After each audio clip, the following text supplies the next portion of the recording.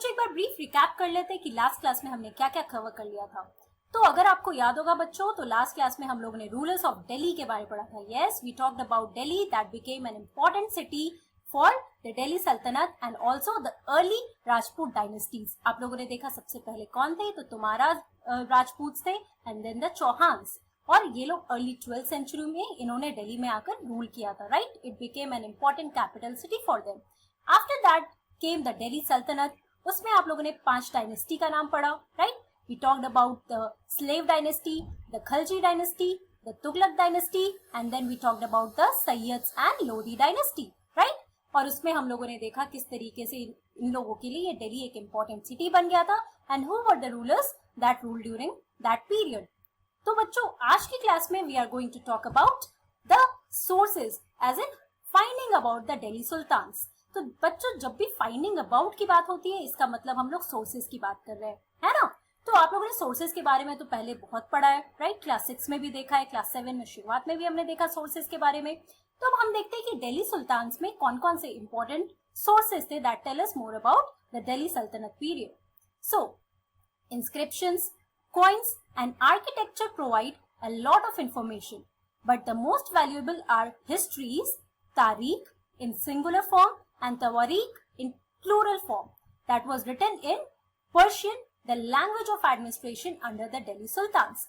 तो बच्चों आप लोगों ने inscriptions के बारे में तो पढ़ा ही है, right? Then coins, architectures जो आपको मैंने फर्स्ट सेशन में दिखाया था, बहुत सारे मॉस्क और कुतुब मीनार, राइट, अलाई दरवाजा।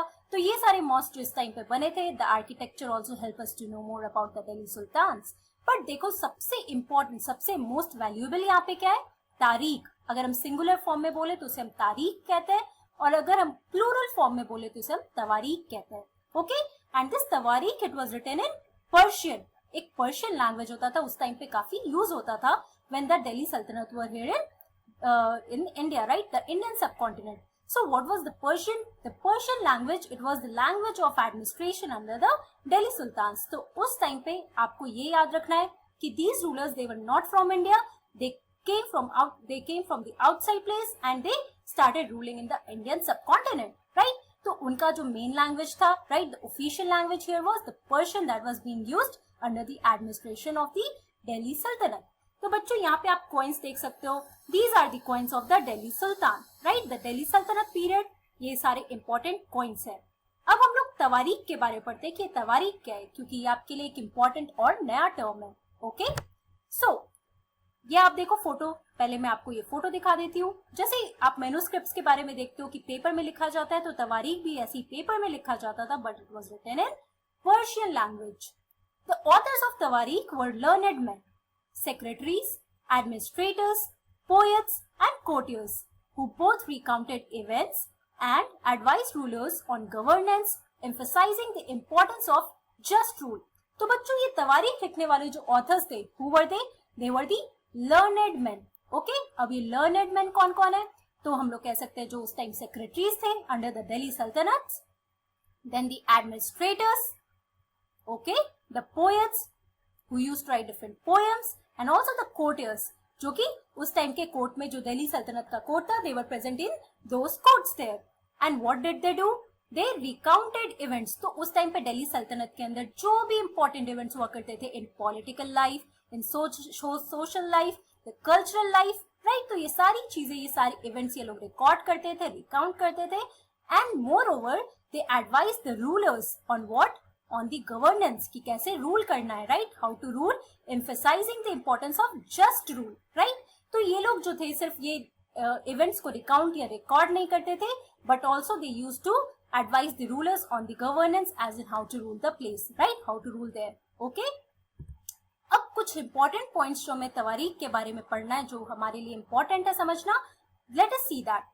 The authors of Tawarikh lived in cities, mainly Delhi. तो बच्चों अगर तवारीख के ऑथर्स के बारे में अगर आप पढ़ोगे तो आप देखो कि जितने भी ऑथर्स थे दे mainly lived in the cities. ये लोग विलेज में हार्डली रहते थे.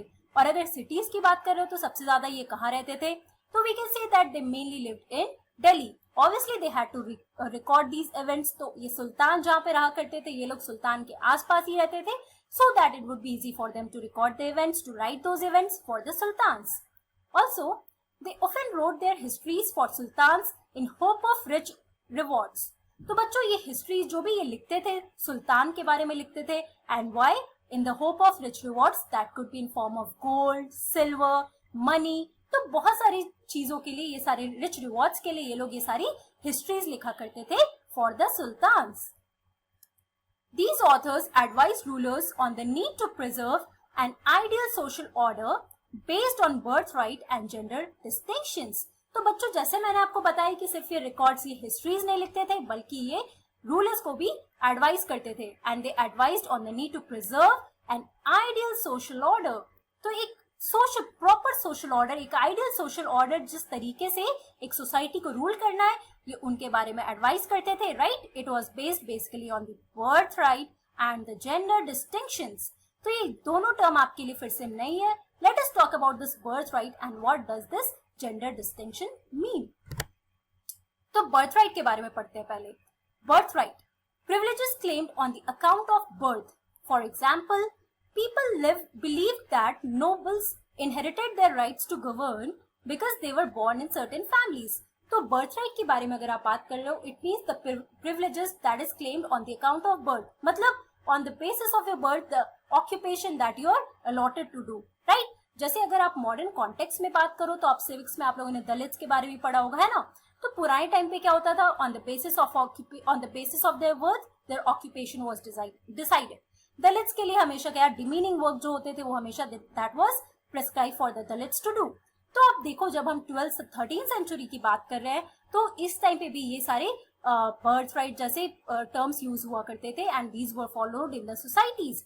जैसे कि अगर कोई नोबेल है, कोई एक नोबल फैमिली में कोई अगर एक person he has taken birth in this noble family, so he has inherited his right to govern. मतलब ये सिर्फ गवर्न करने के लिए इसने बर्थ लिया है according to his the family that he is born into, right. तो ये बर्थ राइट प्रिविलेजेस होता है on the account of birth. Now second here is gender distinctions, social and biological differences between women and men, right. तो आज के date में भी आप ये जेंडर डिफरेंसेस तो देखते ही होंगे कि women are allotted some different work and men are allotted some different work, right? क्योंकि आप एक मैन हो तो you can do these works, but women हो तो आप ये सारी चीजें नहीं कर सकते. तो बेसिकली ये सारी चीजें जो जेंडर डिस्टिंक्शन में आती है. So usually these differences were used to argue that men are superior to women. उस टाइम पे भी देखो ये आइडियोलॉजी हुआ करती थी बच्चों, that men are superior to women. अब बच्चों अब हम जेंडर डिस्टिंक्शन की बात कर रहे हैं तो आपको याद होगा मैंने रजिया सुल्तान का नाम लिया था, राइट. तो let us talk about Razia Sultan here. So in 1236 Sultan Iltutmish daughter Razia became सुल्तान.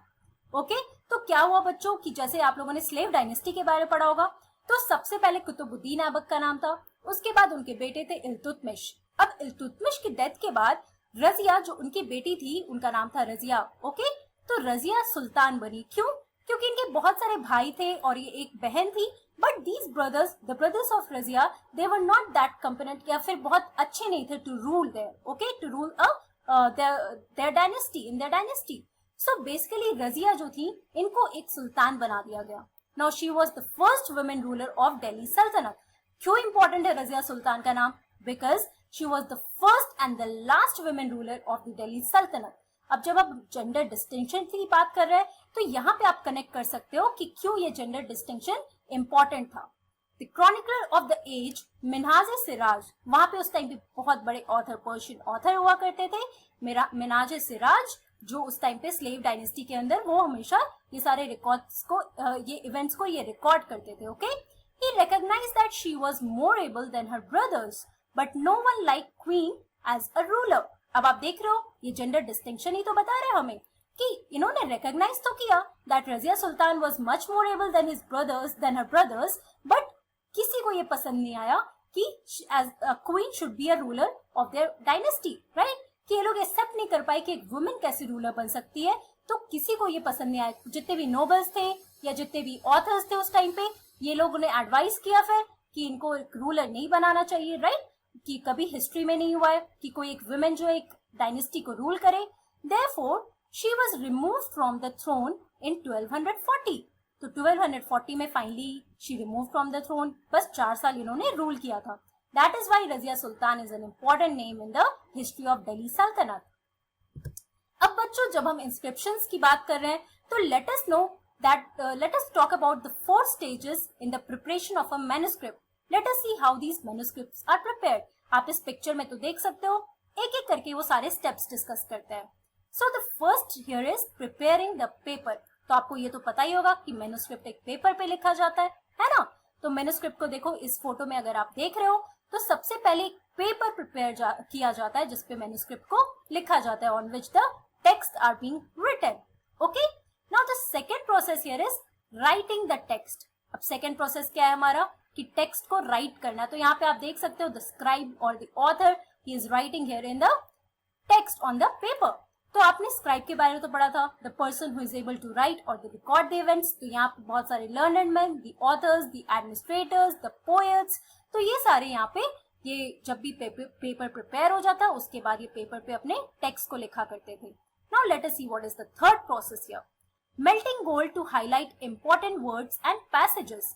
तो उसके बाद गोल्ड को मेल्ट करके जितने भी इंपॉर्टेंट वर्ड्स या पैसेजेस हुआ करते थे उसको गोल्ड मेल्ट करके उसको हाईलाइट किया जाता था. तो यहाँ पे देखो एक इस तरीके से गोल्ड को मेल्ट किया जाता है and then it was basically used to highlight the important words और the passages in that manuscript और the text that were being written. Finally the fourth and the final stage here is preparing the binding.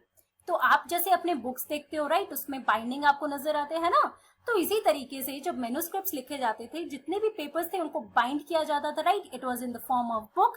ये सारे documents जो थे एक book के form में रहा करते थे. तो फाइनल प्रोसेस जो होता था बच्चों, जब ये सारा चीज हो गया है तो उसके बाद बाइंडिंग किया जाता था, एक बुक के फॉर्म में इनको किया जाता था and finally the manuscript was prepared and it is basically used as a source for the historians who used to know more about the past, that is the Delhi sultans. अगर हम यहाँ के केस में बात करें तो पहला आपका प्रिपेयरिंग द पेपर है, सेकेंड आपका राइटिंग द टेक्स्ट है, third melting of gold in order to highlight the important words and fourth is the binding preparation finally in the form of a book right.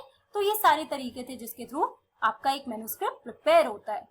तो बच्चों in short आज की class में हम लोगों ने क्या बात किया?